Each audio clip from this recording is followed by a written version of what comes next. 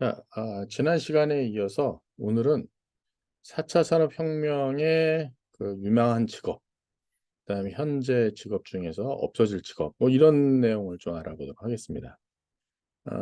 오늘 내용은 지난번에 저희 교재 했었던 내용에 나와 있었던 내용과 그다음에 인터넷에 나와 있는 내용, 그 내용을 중심으로 알아보도록 하겠습니다. 그리고 특별히 제가 사실 요 기사에 대한 거는 저희가 지난 시간에 했고요.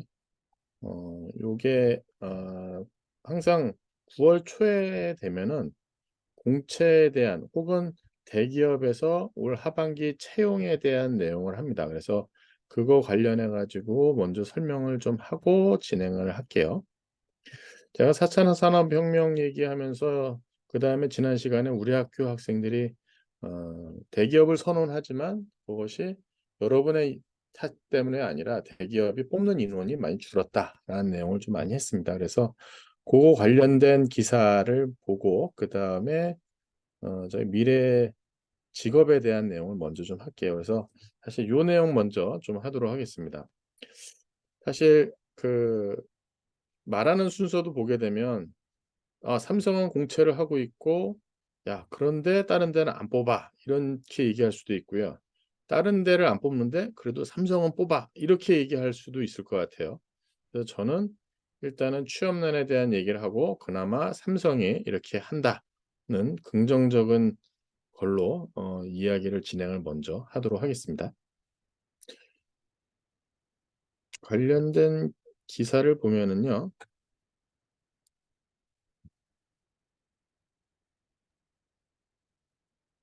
이렇게 나옵니다. 오늘은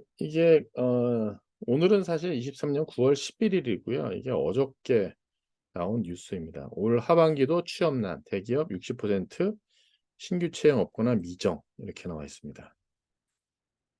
해 놓고 볼까요? 폰트도 좀 크게 하고 이렇게 볼게요. 자, 여기 보시게 되면 매출액 500대 기업, 23년 하반기 대졸 신규 채용 계획 조사, 올해도 불투명한 경영 환경 지속, 하반기 취업 시장 전년과 비슷 전망. 그래서 500대 기업의 22년도하고 23년도의 계획을 보게 되면 일단 모집단에 대한 게 121 기업 물어본 거고요. 올해는 127개에 대한 기업을 물어본 것이 되겠습니다. 대부분이 보게 되면 채용 계획이 없으나 미정인 형태로 있고요. 채용 수립에 대한 건 38%가 작년이었고 올해는 35%가 채용 계획을 수립을 했습니다. 그래서 응답 기업 10개사, 6개사는 올해 하반기 채용을 하거나 채용하지 않을 것이라고 일단 했고요. 어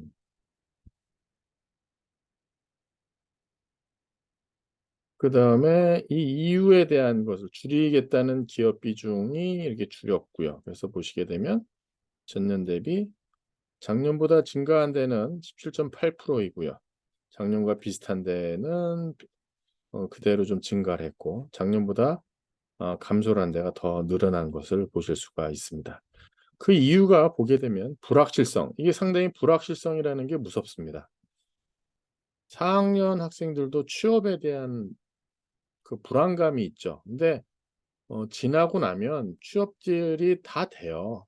근데 그전까지는 내가 어디 소속이 안 돼 있고 이게 될지 안 될지에 대한 불안감, 그래서 이 불확실성에 대한 것이 정말 불안하게 만들죠.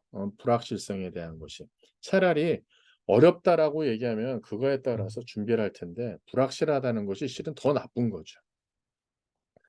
그래서 그 이유가 수익성 악화. 기업들이 일단 좋아야지 인원을 뽑을 텐데 기업이 안 좋고요. 경영 불확실성. 그다음에 긴축 경영을 하게 됐고 글로벌 경기 침체가 장기화되고 고금리, 고환율, 경기 악화, 원자재 가격 상승, 인건비 증가, 비용 절감 등의 이유가 가장 큽니다. 근데 경기가 좋았던 적이 거의 없어요. 제가 학교 온 지 한 30여 년 되는데 회사에 근무할 때 그 당시 30년 전에도 경제가 안 좋았어요. 경기가 안 좋았어요. 그래서 보니까 '경기가 좋은 적은 한 번도 없다.' 그러니까 뭐 내가 경기가 좋으면 취업해야지. 그런 생각 버리고 지금 당장 이제 취업을 하고 그걸 준비를 하셔야만 됩니다. 신규 채용을 늘리겠다는 분들은 미래 인재 확보 차원이 가장 많습니다. 그런 미래 인재에 대한 것이 내가 돼야 되는 거죠. 내가 미래 인재가 되기 위해서 지난 시간에 역량을 갖추는 어떤 역량을 가져야 되는지에 대한 얘기를 했어요. 그래서 신산업, 새로운 직군에 대한 수요 인력 증가에 이제 기존 인력을 뽑는 게 아닙니다. 회사가 속한 업종의 경기 상황이 좋아질 전망. 사실 이렇게 해야 되는 전망이 몇 군데에 없을 거예요. 뭐 현재 있으면 뭐 에너지 배터리 관련된데 뭐 반도체가 이제 들쑥날쑥하긴 합니다만 그래도 반도체 쪽, 뭐 디스플레이 쪽, 뭐 이런 쪽은 시대의 흐름은 약간 탑니다만 하반기 되면 또 좋아질 수도 있고 내년 상반기 되면 좋아질 수 있고 그다음에 항상 내년 상반기가 좋아질 것 같은데 그때 가서 뽑지 하면 사람을 못 뽑아요. 그래서 조금 여유가 있으면 미리미리 사람을 확보해 놓는 것이 좋습니다. 올해 대졸 신규 채용 경쟁률 81대 1. 아, 참 큽니다. 30대, 60대가 29.7, 1대에서 10대 21%, 60대, 90대 14%. 아마 응답 비중에 대한 거는 뭐 이렇게 돼 있는데 우리가 이게 상당히 눈에 띄네요. 81대 1. 청년 취업난이 심각하고요. 기업이 정작 인재를 찾으려는데 일자리 미스매칭 현상도 나타나고 있다. 그러니까 여러분들이 대학을 나왔다고 해서 내가 고급 기술자라고 생각하시면 안 돼요. 내가 대학을 졸업해도 무엇을 해서 돈을 벌어 회사를 어 벌게 해 주지? 거기서 내가 월급 얼마 가져가야지 이 생각을 하셔야 되는 거예요.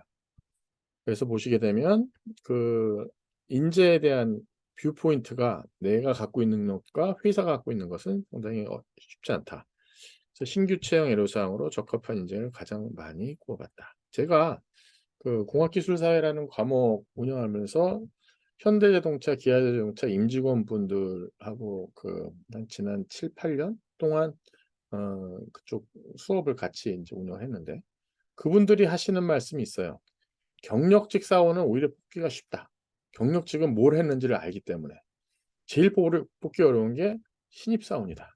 신입사원은 걔가 한 게 없고 앞으로의 미래 가능성을 보는데 이 미래 가능성이 얘가 진짜 있는지 없는지를 그 짧은 시간 내에 판단하기가 쉽지가 않다. 그러니까 최근에 이제 인턴 제도라는 걸 통해 가지고 이제 3개월 길게는 뭐 6개월 동안 그걸 뭐 악용하는 기업도 있습니다만 그걸 통해 가지고 이제 정직원을 뽑는 그렇게 하면서 진짜 신규 직원 뽑는 게 쉽지가 않은데 그거를 효율적으로 뽑기 위한 노력들을 하고 있는 거죠. 그래서 비해 각광이 높은 수준이고 신용 채용이 눌리지 않는 이유. 뭐 아까 앞에서 했었던 그런 내용들을 펴본 거고요. 증가하는 이유, 미래 인재 확보, ESG, 4차 산업혁명, 신산업, 새로운 직군에 대한 인력 수요가 증가해서. 그러니까 여러분들이 이제 이쪽 시장에 대한 거를 조금 많이 포커스를 해주시는 게 좀 바람직하다 보시면 되겠습니다. 그 다음에 우리 학생들 입장에서는 본인이 지금은 신입인데 이 중고 신입하고도 같이 또 생각을 해봐야 됩니다. 이 중고 신입이 뭐냐면은 경력직인데 경력직으로 들어가지 않고 신입으로 들어가는 거예요. 본인이 경력을 쌓고 있는데도 불구하고 이런 500대 기업에 자기가 신입으로 지원을 하는 거죠. 그러면 바로 들어오는 신입 직원들하고는 경쟁력을 갖겠지요. 일종의 뭐 재수생이라고 보시면 될 것 같아요. 취준생에 대한 것이죠. 대졸 신입사원 입사자 중에 중고 신입의 비중이 10%인 데가 23.6%, 30% 가까이 되는데 22%, 10에서 20%인 데가 19%, 상당히 많습니다. 이게 보게 되면요. 그래서 이 친구들은 한 10명 중에 2명, 5명 중에 1명은 중고 신입이라고 보시면 되겠습니다. 이 친구들의 경력은 1.4년, 그러니까 1년 차나 2년 차 직장 다니다가 큰 기업에 대기업에 신입사원으로 들어가는 거죠. 그 이유가 보게 되면 기업들이 보게 되면 경영 환경에 민첩하거나 대응할 수 있는 실무형 인재, 실무형 인재라고 하는 것이 뭐 경력직이거나 아니면 여러분들이 지금 제가 이제 2학년 대상으로 이 과목을 운영을 하고 있으니까 이 과목 하는 친구들이 이제 자기가 능력을 충분히 쌓는 것이 필요한 거죠. 그래서 채용을 위한 정책적 개선 과제, 고용 확대, 고용 증가, 이 기업 인센티브 이거 이제 국가에다 요청하는 거죠. 이런 것들을 해결되면 내가 뽑겠다. 그래서 보면 신규 채용 증진을 위한 정책적 개선을 과제. 그래서 국가에서 이 정도에 대한 지원을 해줘야 되지 않겠느냐라는 거 하는 거죠. 기업들의 대졸 신규 채용을 정책 과제로 고도용 확대 가장 많이 뽑았고요. 기업 분야 지원, 기업 인센티브, 앞에서 했던 그런 내용입니다. 그래서 보게 되면 뭐 지금 상황이죠. 경영 실적 악화가 되고 있고요. 경기 침체로 중국 경제가 불안정하다는 거, 고금리, 고환율에 대한 것이 상당히 부담스럽다는 내용을 하고 있습니다. 이런 와중에 또 한 기사가 있습니다.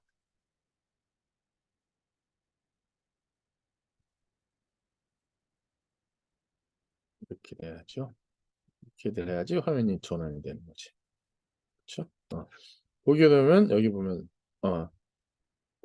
전용기까지 팔았던 삼성 비싼 공채는 왜 유지할까? 같은 시기에 나온 기사예요. 그러니까 공채를 오래 유지하는 대기업은 삼성전자만 있다는 이야기입니다. 이 내용이에요. 그래서 보게 되면 전용기까지 팔았던 삼성 비싼 공채는 왜 유지할까? 공채를 실시하는데 굉장히 큰 거죠. 여기 보면 뭐 하나의 취준생 인터뷰인데 뭐 넘어가고요. 그래서 삼성 공채문 하반기 열렸다. 그래서 20곳이 11일 채용 공고를 내고 하반기 신입사원 공채에 대한 걸 했습니다. 삼성전자, 디스플레이, 엔지니어링, 삼성생명, 삼성 엘스트로링이 그래서 이렇게 많은 기업이 면접 전형에 대한 것을 진행할 계획을 했고요. 어,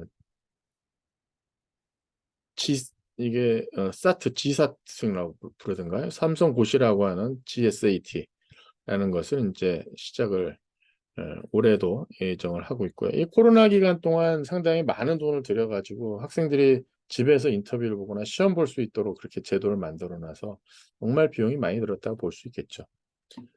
독립된 장소에서 PC나 스마트폰을 이용해서 응시를 할 수 있고요. 일부 직권 같은 경우는 소프트웨어 역량 테스트와 디자인 포트폴리오 심사도 병행할 예정입니다.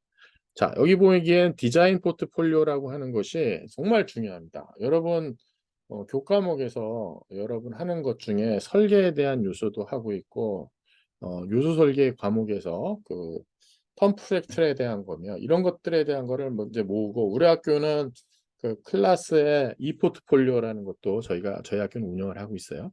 근데 그거에 대한 걸 잘 가지고 가셔야만 됩니다. 나중에 인터뷰할 때 회사에 면접을 갈 때 그냥 뭐 자기소개서만 딸랑 들고 갈 게 아니라 이 디자인 포트폴리오에 대한 거를 가지고 가셔야 돼요. 그래서 내가 어떤 것을 했다는 것을 가지고 가셔야 돼요. 근데 뭐 레포트 쓰고 이런 게 아니라 교과목 이외에 혹은 교과목에서 다루는 내용 이상으로 뭔가 한 거를 정리를 하는 거야. 근데 이게 4학년, 3학년, 2학년. 근데 물론 2학년 건 비중이 낮을 테고 4학년 게 제일 중요합니다. 그래서 이거에 대한 것이 캡스톤 디자인이고 우리 학과 같은 경우는 예비 캡스톤 디자인이라는 과목도 운영을 하죠. 그래서 요게 한 페어로 운영이 되죠. 1년 동안. 이게 정말 중요한 거야. 그게 여러분 성적표는 그냥 성적이 일반적이지만 그 회사하고 이 친구가 이런 역량을 갖고 있구나라고 가지고 올 수 있는 게 포트폴리오예요. 그래서 저 포트폴리오에 대한 준비는 늘 하셔야 되는 것이고요. 그다음에 나중에는 좀 컴팩트하게 인터뷰 몇 번 하는데 뭐 줄이줄이 다 들고 갈 수는 없잖아요. 컴팩트하게 뭐 제목과 거기서 내용과 내가 뭘 했고 거기에 무슨 뭐 고민을 하면서 풀었는지 이런 것들을 가져가야 됩니다. G사트와 더불어 소프트웨어 역량 테스트는 여러분이 프로그래밍을 봅니다. 여기는요. 4대 그룹 중 유일 공채. 어, 이제 뭐 우수한 대학만 뽑는 건 아니다 이거죠. 광운대학도 좀 많이 들어갑니다. 느낌으로 실제 주위를 둘러봐도 특정 학교들이 몰린 다른 대기업과 달리 삼성공채 학벌은 정말 다양하다. 근데 이제 광운대학교의 비율이 많이 좀 줄었습니다. 옛날에는 정말 광운대학교가 정말 많았습니다. 지금도 뭐 저희 동기 중에서 부사장 하거나 그런 친구들이 임원하는 친구들이 또 있는데 그 친구들이 하는 얘기가 옛날만큼 광운대 학생들이 들어오질 않는다. 후배들이 안 들어와서 참 답답하다. 뭐 이런 얘기들을 합니다. 자, 그렇게 했고요. 우수한 인재 공채 역량. 지난달에는 세계에서 역량을 외국인 인재 확보를 위해 외국인 경력사원 채용 전형도 그러니까 참 다양하게 인원 채용을 지금 하고 있습니다. 유일하게 공채를 하고 있고요. 인재 제일 경영 철학과 함께 그렇지만 이제 진짜 대규모 비용이 많이 발생하고 있고 하지만 안정적 미래의 희망을 제공하려는 공익적 목적도 있다. 공정, 공평, 공의 기반으로 하겠다는 것이 있고요. 2018년에 발표한 3년간 4만 명을 달성했고요. 지난해 5월, 그러니까 작년에 이어가지고 올해 이제 8만 명을 5년 동안 1년에 에버리지하면 1만 3천 명 정도가 되는 거죠. 그 다음에 삼성전자 같은 경우는 다 이공계만 뽑습니다. 그래서 저기 문쪽과 쪽 이건 지원 부서에 대한 업무도 이공계 뽑아서 거기서 트레이닝 시켜가지고 이 업무를 그 지원 부서 업무를 합니다. 노무, 뭐 인사 이런 거 있잖아요. 다 이공계 출신이 합니다. 그래서 21년 이재용 회장님이시죠. 만들지 못해 무거운 책임감을 느낀다. 참, 뭐 깜빵도 다녀오고 해가지고 그런지 아니면 뭐 어떻게 됐든지 간에 뭐 일반 일사람들은 저렇게까지 내가 국가의 홀대를 받으면 나는 본사를 외국에 옮기겠다. 뭐 그런 사람도 있긴 했었지만 이재용 회장은 그렇지 않고 조금 무거운 책임감과 함께 국내 좋은 일자리를 만들려고 한다고 합니다. 자, 여기까지 제가 여기 내용 설명한 거는 요 두 가지 갖고 나서 얘기했습니다. 제가 지금 이 과목에 2학년, 3학년들 많이 듣던데 2, 3학년들도 3학년 같은 경우는 올해부터 이제 취업에 대한 걸 보셔야 됩니다. 이게 4학년 되고 난 다음에 1년 있다가 내가 준비하고 그때 가겠다고들 하는 친구들이 되게 많은데 그렇게 하시면 안 됩니다. 4학년들도 지금 그냥 시도를 하셔야 돼요. 지금부터 열심히 하셔야지만 내년에 한 번 더 기회가 있는 거지. 난 지금 올해 안 하고 그냥 내년에 할래. 그럼 기회 한 번 잃어버리는 거예요.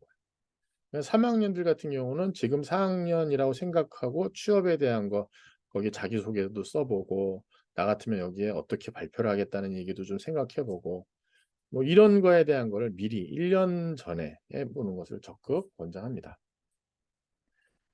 자, 이제 우리 본 내용으로 갑시다. 신규 직업하고 30년간 포춘지 기업 변화를 한번 좀 보려고 하고 있고요. 그다음에 위기 직업과 유망 직업에 대한 내용을 좀 보도록 하겠습니다. 그다음에 미래 산업 활성화 시기가 언제일까에 대한 얘기를 우리가 한번 이 얘기를 해보고자 합니다. 자, 이게 텍스트에 나와 있는 내용이에요. 4차 산업혁명 직업에 대한 얘기를 하는데 독일에서는 로봇 한 대가 제조업 일자리 2개를 감소한다라고 일단 생각을 하고 있습니다. 그쪽에 생각하는 것이. 그리고 이게 이제 독일 싱크탱크 뭐 서프리 연구소에서 이야기한 것이고요. 새로운 유망 사업, 새로운 비즈니스 모델로 경쟁력을 강화해야 될 거. 슈밥이라는 양반이 이렇게 생기신 분이십니다. 여러분이 4차 산업하면 이분을 꼭 만나게 될 거예요. 근데 이 사람이 한 얘기가 뭐냐면 신산업 창출 효과의 속도, 그다음에 타이밍 이 두 가지가 중요하다라는 얘기를 합니다. 그래서 제가 오늘 이 얘기를 좀 하려고 하고 있어요.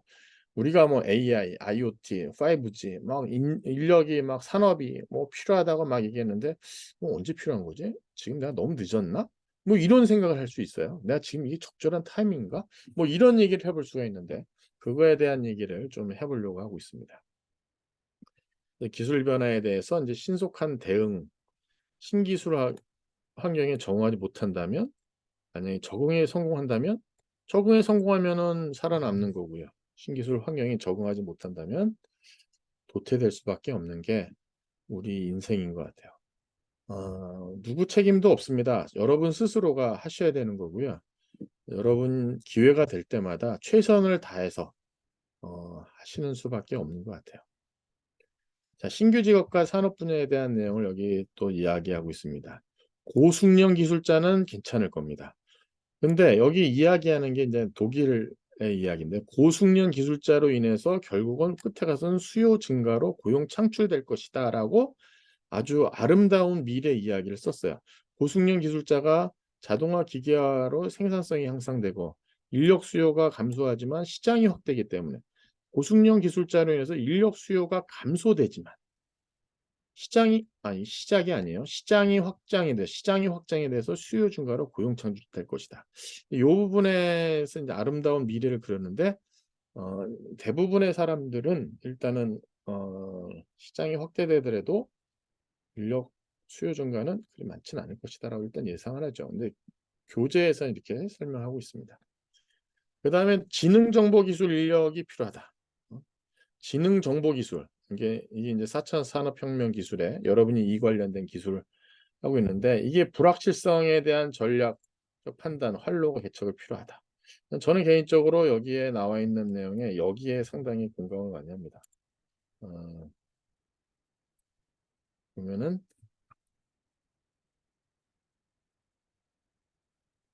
이 속도와 타이밍, 그 다음에 지능정보 정보기술이 불확실성. 그러면 불확실성 가운데 어떤 속도로 어떤 타이밍을 맞춰야지만 내가 이걸 맞춰서 준비해야지. 너무 일찍 준비해도 안 되고 너무 늦게 준비해도 안 되고 뭐 약간 그런 뉘앙스라고 보시면 될 것 같아요. 독일 같은 경우는 하는 이야기가 제조업 중심 디지털화, 생산력 향상, 그다음에 고용 창출에 대한 얘기를 하고 있고요. 2017년 시가총액 탑 10 중 7개 업체가 관련 기업이 전부 다 IT 기업이다. 7개가 IT다. 그래서 보면 디지털 기업 플랫폼, 인공지능, IoT, 빅데이터 기술 지원에 대한 내용이다라고 합니다. 이 얘기를 먼저 볼까요? 여기 보게 되면 이거는 22년 6월 21일 머니투데이에 나와 있는 기사입니다. 그래서 거기 있는 걸 보니까 이렇게 나와 있어요. 포춘지 글로벌 500대 기업 변천사를 만든 게 있어요. 95년입니다. 95년에 일본의 제조 상사의 영역으로 거의 대부분이 자동차 회사 그 다음에 유치하고요. 그 다음에 석유 화공 쪽에 관련된 업체가 이렇게 포징했다가 21년에 보면 이제 자동차가 이제 앞서서 올라오는 시대가 됩니다. 근데 이제 3차 산업에 의해서 자동차에 대한 것이 되게 많이 커진 거죠. 그다음에 석유에 대한 거에 대한 것이 올라오고 그다음에 월마트라는 데가 올라오고 뭐 그렇습니다. 그러다가 10년이 지나서 2011년에 약간 이제 혼선이 있습니다만 새 회사가 상당히 다양해지고요. 그다음에 중국 기업이 진출한 것을 보실 수가 있고요. 그 다음에 유통이 있고요. 중국 기업이 이렇게 또 있고요. 자동차는 보니까는 토요타 하나밖에 없네요. 그러니까 전체의 시장이 많이 이제 변경된 것을 보실 수가 있습니다. 21년 해볼까요? 21년에 여기 보시게 되면 전부 다 미국 회사 IT나 헬스 기업이 위에 포진돼 있고요. 그다음에 중국의 화공, 그다음에 자동차, 독일의 폭스바겐, 뭐 이쪽의 기업들이, 그다음에 중국 기업들이 또 일부 이렇게 21년에 포지션한 걸로 볼 수가 있습니다. 2011년에 이제 주요 기업의 브랜드로 이제 어떤 브랜드가 있었나라고 보게 되면 여기 보면 코카콜라가 2011년에 그다음에 IBM, 마이크로소프트, 구글, 인텔, 애플, 약간 HP, 뭐 이제 제너럴 일렉트로닉스, GE도 뭐 포함시키고 뭐 이런 회사들이 2011년인데 2021년에는 뭐 압도적으로 애플 숫자도 거의 더블이에요. 아마존. 근데 새롭게 이제 아마존, 마이크로소프트, 구글, 그다음에 앞에 나왔던 삼성전자가 있고요. 거의 뭐 6개 기업 이상의 브랜드로 놓고 보면 기업들의 가치가 IT 관련된 기업이 큰 걸 보실 수가 있고요. 10년 전에 삼성전자가 17위였는데 이제 5위로 번쩍 뛴 것을 보실 수 있는 글로벌 기업입니다. 그다음에 현대차가 61위였는데 35위로, 그다음에 기아도 86위로 올라온 걸 보실 수가 있어요. 국가별로 보면 브랜드를 갖고 있는 개수를 보게 되면 이게 국가별로 브랜드 개수입니다. 미국이 47개를 갖고 있었다가 미국이 52개로 늘어났고요. 독일이 10개에서 9개로 뭐 이렇게 쭉 있고요. 우리나라는 이제 2개였는데 한국이 이제 3개 이렇게 늘어난 100대 기업으로 늘어난 것을 보실 수가 있습니다. 그 다음에 여기 보시게 되면은 500 국가별 연평균 성장률, 연평균 중국 엄청나게 커졌죠. 미국 원래 큰데 조금 커졌는데도 큰 데고요. 일본은 상당히 줄었습니다. 우리나라는 아주 많이 성장한 것 같지만 우리나라 시장이 크진 않고요. 진짜 우리나라 기업이 진짜 대단하고 연평균 성장률도 저렇게 높아질 수 있다는 거는 진짜 대단한 것 같습니다. 이게 우리나라의 성장률을 표시한 것이고요.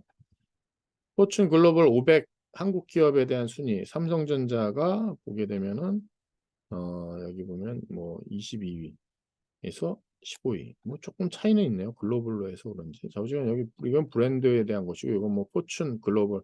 조금 이제 통계하는 방법이라든가 통계하는 쪽이 다르지만 거의 큰 차이 없이 나타나는 것을 보실 수가 있습니다.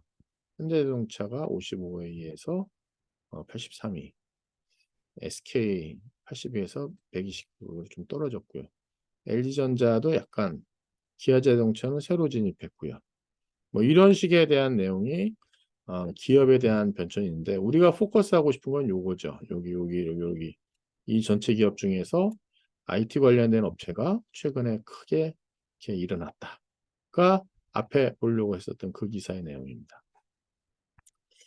그래서 보게 되면 이렇게 디지털 기반 플랫폼 서비스로 기업이 더 나오게 됐고요. 그 다음에 앞으로는 이제 AI라고 하는 것 자체로 많이 그 신규 작업이 나올 것이다. 데이터 기반 업무에 대한 것이 AI가 대체하면서 인간이 협업? 그러니까 AI가 다 하는데 이제 인간이 거기 조금 관여하는. 그런데 이 부분이 상당히 이제 좀 차이가 있습니다. 이 부분이. 인간관계 조정하고 감정 다루기에는 AI가 한계가 있어가지고 결국은 교사가 맞춤형 교육을 한다든가 인성교육할 때는 초등학교, 중학교 선생님들이 상당히 큰 역할을 할 것이다. 의사가 이제 의사 역할을 하는데 거기에 보게 되면 진단하는 거는 AI가 많이 하는데 그 이외에 뭐 이거에 대한 설명이며 이거 어떻고 뭐 그 사람 감정에 대한 걸 좀 다운시켜주고 심리적인 거 이런 것들은 이제 의사가 큰 역할을 할 것이다라고 이제 보는 거죠. 그 다음에 문제 정의와 도구에도 AI가 활용돼서 문제 잘 정의하는 능력이 중요하게 될 것이다. 문제가 무엇인지를 잘 정의해야지 내가 AI한테 물어볼 거예요.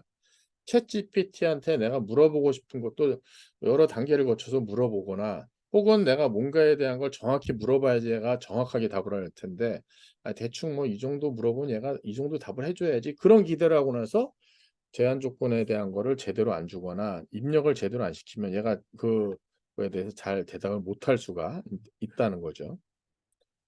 그 다음에 사회변화 반영 재교육, AI 협업, 기초과학 기술 투자에 대한 것이 이제 대두될 것이다.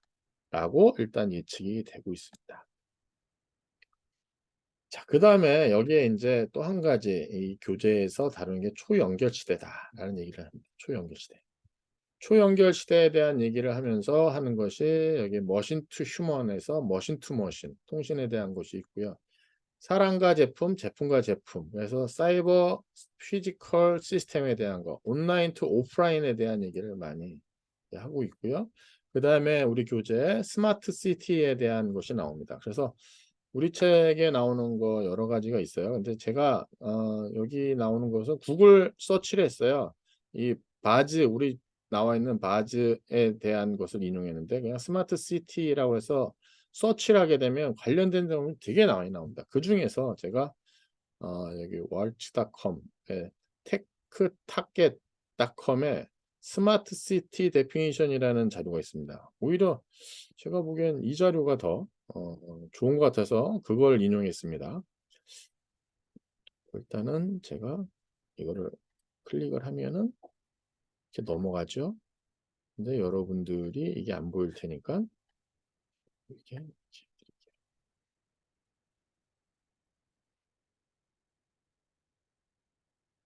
이게 왜 이렇죠?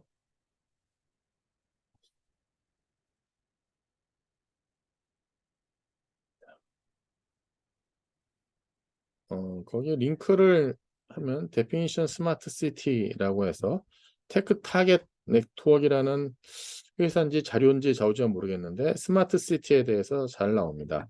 스마트 시티라고 하는 게 인포메이션 커뮤니케이션 테크놀로지 ICT라고 하는 것을 사용하는데 오퍼레이션 이피션시 쉐어 인포메이션 퍼블릭 가구에 대한 인포메이션을 서로 이렇게 이피션시하게 그다음에 쉐어 인포메이션 하는 거고요.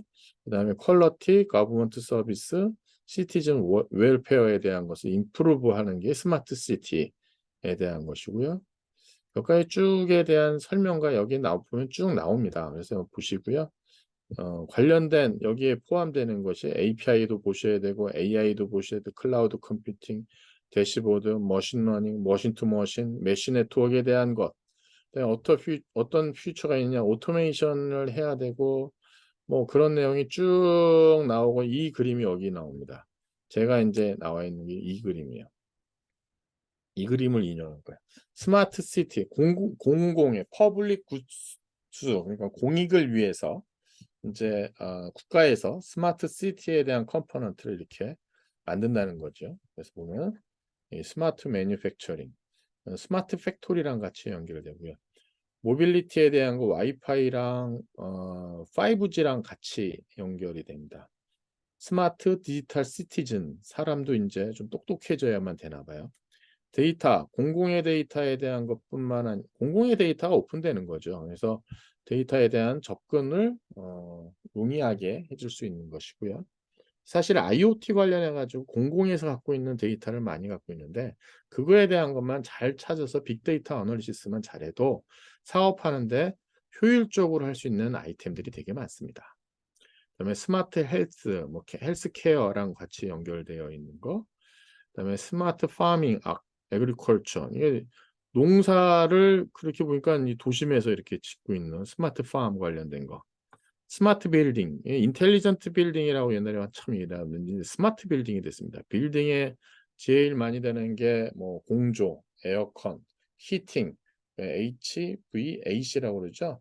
그래서 히팅, 그뭐 벤틸레이션의 공조, 그다음 에어 컨디션, HVAC에 대한 거 자동화하는 거, 그다음에 뭐 창문도 여닫이 한다든가 뭐 방범도 한다든가 이런 스마트 빌딩 물론 이제 출입하는 사람들에 대한 인지도 하고 인식도 하고 하는 것이 있고요.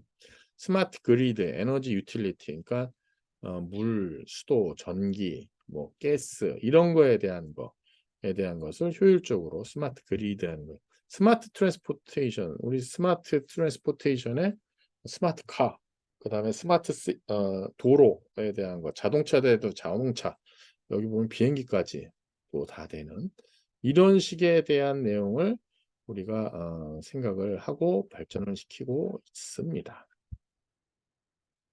자, 이게 이제 우리 교재에 나와 있는 4차 산업혁명 직업에 대한 내용을 이런 직업이 뜨고 이런 초연결 시대에 우리가 맞춰가지고 생각을 해야 된다는 내용을 설명하고 있습니다.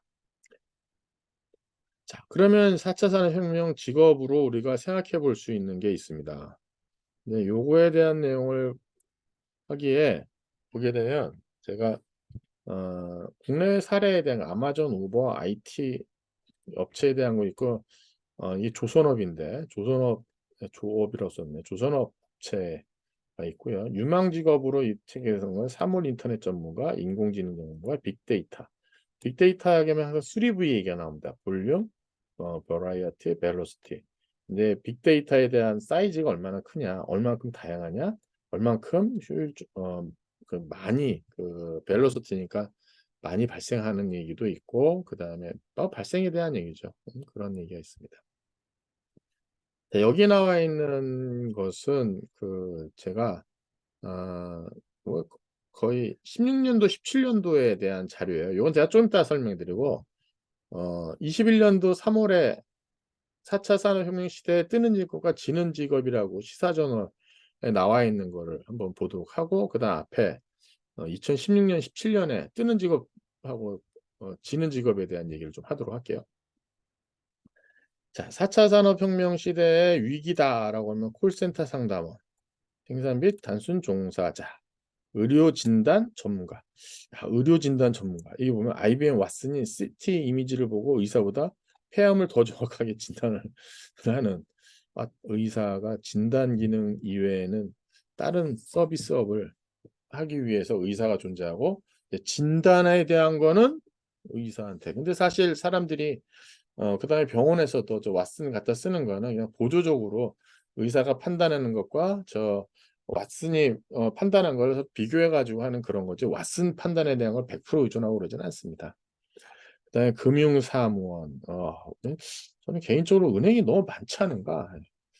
여기저기 보면 은행이 여기저기 많은데, 그러니까 은행 이자를 그렇게 비싸게, 월급도 많잖아요, 은행 종사자들이. 창고 관련된 직업, 그다음에 계산원, 무인 결제 시스템 확산으로 셀프 주유소, 무인 편의점들이 무인화 매장이 늘어나고 있고, 무인화에 대한 거가 점점 좀 많아지고 있죠. 그러니까 이게 뭐 고용이 늘어나기보다도 이제 시대적인 흐름, 인건비도 비싼 것도 있고요. 그다음에 정직원을 유지한다는 게 쉬운 게 아니죠. 그러다 보니까는 단순직에 대한 사람들은 없어지는 그런 것이라고 되어 있고요. 4차 산업혁명 시대 유망직업이라고 해서 나온 걸 볼까요? 유망직업. 사물인터넷 전문가, 사물인터넷, 인공지능 전문가, 빅데이터 전문가, 가상현실 전문가, 3D 프린팅 전문가, 드론 전문가, 생명공학자, 정보보호, 소프트웨어 개발자, 로봇공학, 이렇게 있습니다. 우리 학생들이 주로 이제 가려고 하는데 보면 사물인터넷, 인공지능, 빅데이터, 그다음에 VR에 대한 거, 그다음에 여기 소프트웨어 개발자, 그다음에 정보보호, 뭐 이런 쪽으로는 우리 학과 학생들이 많이 이제 접근을 할 수 있는 그런 쪽인 것 같고요. 우리 학교 공학 중심의 학생들로 보면 이 분야 전부 다 우리 학생들이 다 도전할 수 있는 분야입니다. 이게 21년의 직업에 대한 예측인데, 그건 16년, 17년, 그러니까 7, 8년 전에 우리 한번 볼까요? 이게 보면 16년, 17년의 자료입니다. 4차 산업혁명에도 끄떡없는 유망 직업 21개. 고령화 4차 산업혁명의 간병인, 소프트웨어 개발자, 유망 직업 1순위. 간병인도. 사실 여러분들이 아직 젊어갖고 모르겠는데, 저도 제가 이제 여러분 아버님 세대 정도 되니까 아버님들이 걱정하는 게, 아들, 딸도 걱정하지만은 부모님 걱정도 많이 합니다. 그래서 부모님을 어떻게 잘 모셔가, 부모님들이 잘 모셔야 되는데, 뭐 어디 아프시거나 그런 이제 간병인을 써야 되죠. 그래서 간병인을 쓰는 게 큰 일입니다, 사실은요. 그러니까 참 시대의 흐름이 많이 바뀐 거죠. 어쨌든 한번 여기 볼게요. 향후 10년간 일어나는 날이, 이게 16년, 17년 그때 예측한 거예요. 간병인, 간호사, 물리작업치료사, 수의사, 영양사, 급조사. 4차 산업혁명에서 네트워크 시스템, 웹 디자인, 융합 컴퓨터 보안 전문가, 사회복지 관련된 기타. 여기 보게 되면 줄어드는 일자리가 있는데, 대학 교수. 이제 대학 교수 하지 말라고 여러분 해야 되나? 내가 모르겠네. 이게 보면 뭐라고 말을 못 하겠네, 갑자기. 대학 교수라는 것보다도 챗GPT한테 물어보는 게, 저도 실은 챗GPT한테 물어보고 배우는 게 많습니다, 요즘은. 그러니까 이게 단순 지식에 대한 거, 그다음에 이런 뭐랄까 프로그램 코딩에 관련된 거, 이런 것들은 오히려 교수님보다 이런 AI가 더 나은 듯한 느낌을 받고 있습니다. 증권 외환딜러, 학원 강사, 학습지 교사, 단순 강사들인 거예요. 교수를 단순 강사랑 비교해놨으니까 좀 기분이 나쁩니다. 사진가, 이용사, 택시 운전, 텔레마케터, 그다음에 직물 재배 종사자. 근데 직물 재배하는 사람들 더 스마트팜 관련하면서 전체적으로는 뭐 어떨지 모르겠습니다만 저거에 대한 전문가, 그렇지. 전문가는 중요합니다. 스마트팜에서 만들어지는. 그럼 마찬가지로 그 비슷한 시기에 첨단 과학에 대한 것이 있습니다. 인공지능, 빅데이터. 요거를요, 앞에 아까 했었던 여기랑 여기 했었던 거랑 좀 비교해 봅시다. 가상현실 전문가, 사물 인터넷 전문가, 로봇 윤리학자, 스마트 의류 공유 개발, 착용 로봇. 이게 다 로봇 옛날 웨어러블 컴퓨터, 웨어러블 이게 로봇에 대한 것이 있어요. 그러니까 로봇을 별도에 만든 게 아니라 내 몸에 딱 해놓고 나서 무거운 짐을 든다든가, 잠깐 몸이 불편한데 이걸 착용하면 전부 다 좀 나아진다든가, 이런 게 이제 착용 로봇 개발자입니다. 드론 항공, 스마트 도로 설계자. 이게 쉽지가 않죠. 대출 전문가. 개인 간 대출이에요, 이게. 은행 대출이 아니라 P2P예요. 퍼스널 피어 투 피어에 대한 대출. 의료 정보 분석사, 스마트팜, 엑셀러레이터 매니저. 삶의 짐에 대한 걸 쭉 보게 보면은 여기 보면 무슨 전문가 있는데, 크루즈 승무원도 있네요. 메이커스 랩 코디네이터. 메이커스 랩. 뭔가 만드는데 그 코디네이션은 감정 노동 상담사. 이 감정 노동은 참 하기 어려워요. 그래서 4차 산업혁명 시 로봇 윤리, 로봇한테 윤리에 대한 얘기를 해야 돼요. 공학 윤리도 안 되는데 로봇 윤리도, 여러분 윤리도 인간 윤리를 잘 따라해야 됩니다. 공유경제, 가상현실, 의료정보, 동물매체, 유망집중, 빅데이터, 온라인 금융 모바일, 보안기술, IoT, 보안기술, 정신건강 치료사. 이 정신건강이 점점 이제 중요해질 것 같아요. 공감, 소셜 로봇을 공감 로봇이라고 표현했네요. 빅데이터, 감염병 예측, 시스템 기반 미세먼지. 자, 제가 하고 싶은 게 뭐냐면 이제 이 얘기를 하고 싶은 거예요. 우리가 어떻게 보면 미래 산업이 언제 활성화 되겠느냐. 여기 보면 속도와 타이밍, 불확실성 속에서 이게 중요하다라고 슈밥 선생님께서 말씀을 하셨는데, 이게 만약에 내가 이때 2016년, 17년도부터 쭉 이쪽에 종사자로 있어서 지금까지 될 수도 있고요.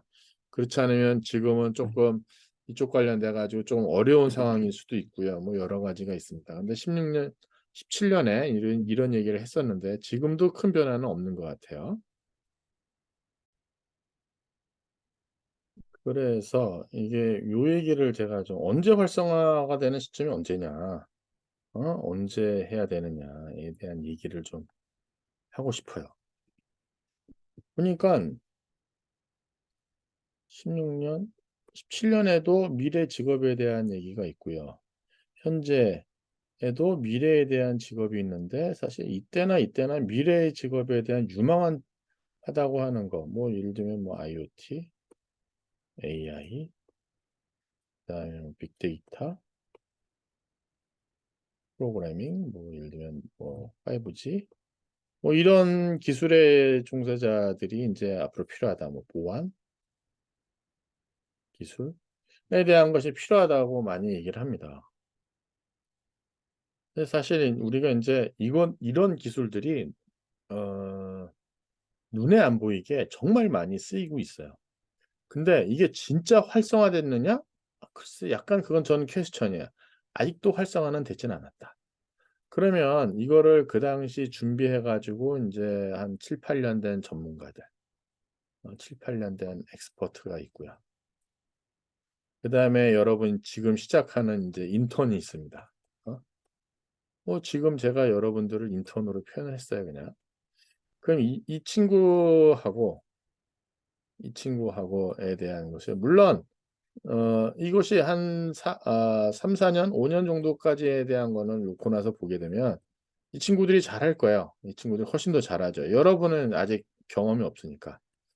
그런데 이게 5년 후가 되면 글쎄 누가 더 잘하지? 그건 몰라요. 왜냐?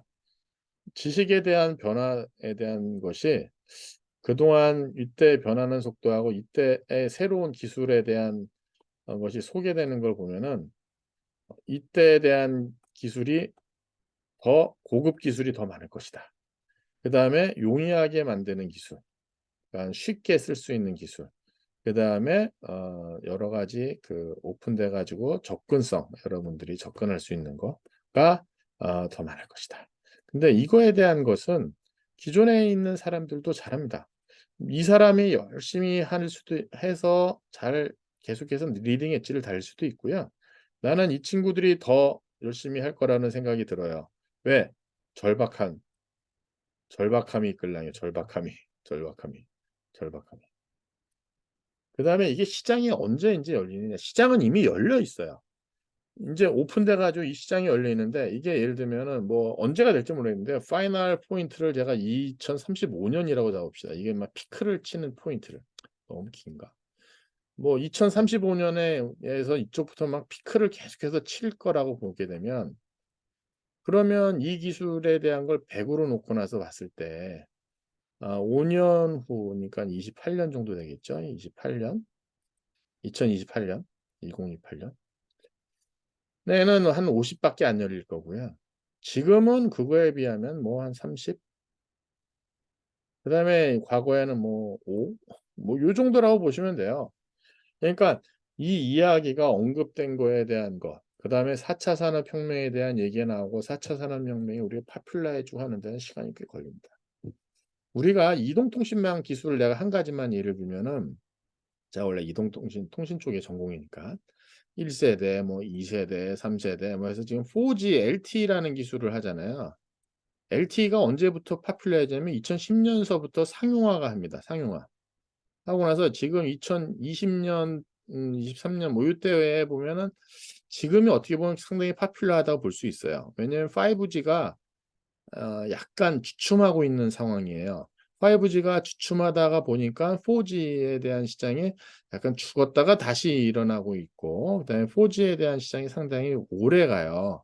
근데 이게 이때 2010 년에 대한 기술이 만들어지기 위해서는 이 10년 전 2000 년부터 이 기술에 대한 얘기를 언급하고 이걸 기술 개발하고 막 열심히를 해요. 그러니까 마켓이 되게 없죠. 그러니까 2010년 우리가 2008 년인가 2009년 9 년인가 그때 인제 첫 상용 5G에 대한 걸 그때 했었고 4G에 대한 것도 우리가 먼저 했었는데 2006 년인가 아마 그때 우리나라가 최초로 상용화했을 거야 이거. 저도 좀 가물가물한데.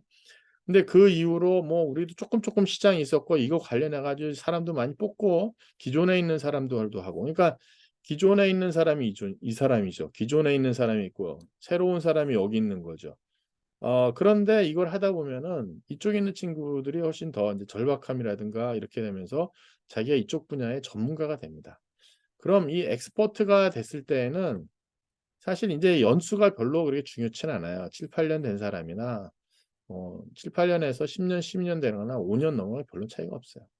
저는 개인적으로 지금의 자신의 모습, 지금 자신의 모습은 과거 5 년, 과거 5년 동안 내가 무엇을 했느냐가 내 모습을 만든다고 나는 생각을 합니다. 어 제가 지금 나이가 꽤 됐는데 근데 예를 들면 50대 50 인데 나이가 뭐 자기 서울대 나왔다고 그렇게 자랑을 해요. 근데 지금 그 양반은 놀아. 백수야 예를 들어서 그동안. 그러면서 과거에 내가 뭐 했는데, 과거에 뭐 했는데 그거 다 소용없습니다. 그거 다 소용없어요. 지금 현재서부터 5년 동안 그 양반이 무슨 일을 했느냐가 그 지금의 내 자리를 결정하는 겁니다. 마찬가지로 여러분들이 지금은 약간 절박하게 열심히 하면은 이 시대가 열리고 이게 되는데 이 활성화 시점을 제가 지금 2035 년이라고 썼지만 이건 언젠지 저도 모르죠. 근데 저는 개인적으로 2035년 정도가 될 것 같아요. 4차 산업혁명에 대한 얘기로 산업이 붐이 일어나고 좀 늦어지면 한 2040 좌우지간 요 시기에는 이게 상당히 파퓰러해질 겁니다. 그럼 여러분들은 지금 당장은 불확실성에 대한 것이 있죠. 불확실성에 대한. 이 불확실성에 대한 걸 가지고 나서 어떻게 내가 여기에 적절하게 어떤 타이밍에 이게 접근을 하느냐가 정말 중요할 수 있습니다. 어? 이게 남녀 관계에서도 보면 타이밍이 중요하잖아요. 그래서 이 타이밍을 맞추는 거 이거 있고요. 뭐 이런 속된 표현도 있죠. 운칠기삼. 운이 7이고 기술이 3이고. 그리고 진짜 성공하신 분들 얘기를 들어보시면 자기는 진짜 운이 좋았다라고 겸손하게 표현하시는 분이 정말 많습니다. 여러분들도 저는 기회가 주어지길 때부터 준비하는 게 아니라 기회가 있을 때를 위해서 지금부터 준비를 하셔야만 됩니다. 그래서 여러분들이 지금 뭐 이 과목을 재학생들이 수강을 하고 있는데 내용도 제가 이걸 좀 재학생들 대상으로 강의하니까 포인트가 어디 갔지? 저기 있구나. 이 재학생 기간 동안은 이 졸업하는 시점에 내 모습을 이제 그려야죠. 졸업 시점에 대한 거. 그다음에 졸업하고 난 다음엔 내가 5년 후에 어떤 모습으로 어떤 기술을 할지에 대한 거를 좀 생각해 보셔야 돼요. 그래서 여기 제가 4차 산업혁명 시대의 미래 직업의 활성화 시점 했는데 지금 당장은 안 열릴 수 있지만 이거는 언젠가는 열린다고 벌써 7, 8년 전서부터 얘기를 했었던 내용이고요. 오히려 10년 전서부터 이런 내용에 대한 얘기를 했었던 거고 사실 조금 잘 안 나타날 수 있는 상황도 있어요. 예를 들면 뭐 VR 기술이라든가 3D TV 기능 뭐 이런 것들은 과거에 한참 각광받다가 요즘 약간 이제 주춤해져 있는 상황이죠. 그렇지만 그 기술이 없어졌다고 해서 그거에 대한 기초 기술까지 없어지진 않습니다. 그러면은 그거 관련해 가지고 다른 쪽에 것이 인제 열리죠. AR이라든가 믹스드 리얼리티라든가 MR이라고 하는 그런 것으로 인제 변화가 되죠. 근본적으로 새로운 기술들에 대한 비즈니스가 안 열리거나 고 분야는 쪼끔 안 나타날 수 있습니다만 그거에 관련한 유사하게 다른 것들이 많이 열릴 수 있다. 그리고 여러분들이 지금 그러면 그거 만들어지고 나서 내가 해야지." 그건 뭐 말이 안 되는 얘기였지 않습니까? 그다음에 기업들도 불확실성 속에서 투자를 하는 겁니다. 여러분들도 불확실성에 자신의 미래를 걸고 투자를 해 보시기 바라겠습니다. 자, 제가 오늘 4차 산업혁명 시대의 미래 직업에 대한 내용을 좀 설명을 해 드렸고요. 뭐 알고 있는 내용들인데 조금 자료를 찾아가면서 그동안 제가 이쪽 분야에 있으면서 이 했었던 케이스에 대한 사례를 갖고 나서 여러분들하고 같이 한번 공부해 보았습니다. 4차 산업혁명 미래 직업에 대한 내용을 여러분들이 또 자료를 보고 여러분 좀 찾아보시면서 자신의 진로의 계획과 어떤 걸 해야 되는지 그런 걸 좀 잘 그려 보길 바라겠습니다.